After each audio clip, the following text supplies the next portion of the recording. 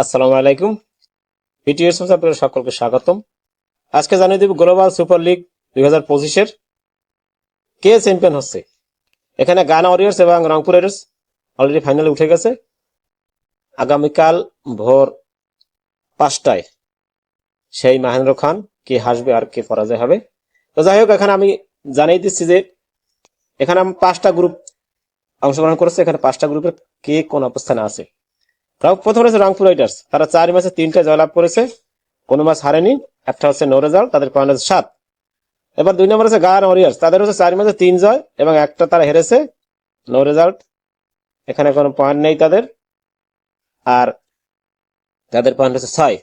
এবার আছে central D, তাদের 4 ম্যাচে পয়েন্ট হচ্ছে 1, তারা 2টা হেরেছে, তাদের নো রেজাল্ট, এটা 1 পয়েন্ট এবং তাদের মোট পয়েন্ট হচ্ছে 3। এবার আছে হোবার্ট হারিকেন, অস্ট্রেলিয়ার টিম, 4 ম্যাচে 1 জয় 3 হার, নো রেজাল্ট, এখানে তাদের পয়েন্ট নেই এবং সর্বমোট পয়েন্ট হচ্ছে তাদের 2। এবং লাস্টের আছে সাকিব আল হাসানের দল দুবাই ক্যাপিটালস, এদের 4 ম্যাচে 1 জয় 3 হার, নো রেজাল্ট, এখানে কোনো পয়েন্ট নাই এবং তাদের পয়েন্ট হচ্ছে 2। এখানে হোবার্ট হারিকেন এবং দুবাই ক্যাপিটালস এর পয়েন্ট যদিও 2, এখানে হোবার্ট হারিকেন রান রেটে খানিকটা এগিয়ে রয়েছে। তো কে হচ্ছে চ্যাম্পিয়ন এটাই দেখার বিষয়। এখানে রংপুর রাইডার্স বাংলাদেশের টিম, আপনারা জানেন ডিফেন্ডিং চ্যাম্পিয়ন, তারা গত বছর চ্যাম্পিয়ন হয়েছিল। এবারও কি উঠবে তাদের হাতে চ্যাম্পিয়ন পুরস্কার? ইনশাল্লাহ এবার তাদের হাতে উঠছে চ্যাম্পিয়নের পুরস্কার। তা আমরা এখন জানিয়ে দিতে দেব আসলে কেমন হতে পারে একাদশ, রংপুর রাইডার্সের একাদশটা কেমন হতে পারে। ইব্রাহিম জাদরান, সৌম্য সরকার, সাইফ হাসান, কাইল মার্স, মাহমুদুল হাসান এবং মহিদুল হাসান, নুরুল হাসান সোহান, ইফতেখার আহমেদ, আজমাতুল্লাহ ওমরজাই, তারাবাই শামসি, রাকিবুল হাসান এবং খালেদ আহমেদ। এই হচ্ছে তাদের একাদশ এবং এই একাদশই আসলে খেলালে আমার মনে হয় যে তারা আবারও চ্যাম্পিয়নের গৌরব অর্জন করতে পারবে। আসলে একটি কথা না বললেই নয়, যদিও গ্লোবাল সুপার লিগটা ওয়েস্ট ইন্ডিজের দ্বারা আয়োজনকৃত, কিন্তু আসলে গ্লোবাল সুপার লিগটা কিছু কিছু সমস্যা রয়েছে। সেটা হচ্ছে যে এক হচ্ছে দর্শক তারা টানতে পারেনি। আমি খেলা দেখেছি অনেকটাই, কিন্তু তাদের মাঠে কোনো দর্শক নাই বললেই চলে।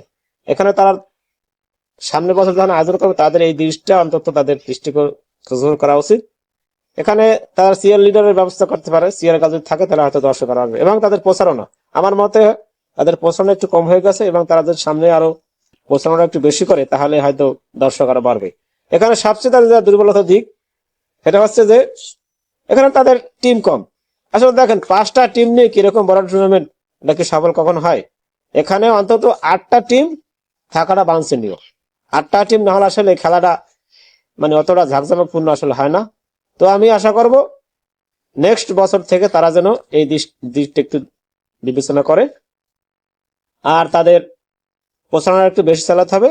এবং তারা যদি এইভাবে মনে করে যে ফ্রাঞ্চাইজি লিগ থেকে 2 ফাইনালিস্ট, রানার্স আপ এবং চ্যাম্পিয়ন তারাও যদি অংশগ্রহণ করে তাতেও আমার মতে কোনো ক্ষতি নেই। এবং তাহলে বাংলাদেশ থেকে বরিশাল এবং রংপুর রাইডার্স তারা 2টা টিমই ওখানে অংশগ্রহণ করতে পারবে। যদিও বরিশাল চ্যাম্পিয়ন হওয়া সত্ত্বেও রংপুর এখানে অংশগ্রহণ করতে হবে, কেন এটা আসলে আমি জানি না, এটা হয়তো তাদের অভ্যন্তরীণ কোনো বিষয়, এটা আসলে আমার জানা নেই।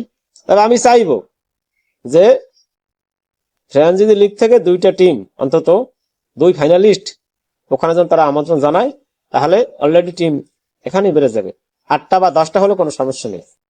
তো ধন্যবাদ, পরবর্তী সকলকে স্বাগতম। আসসালামু আলাইকুম।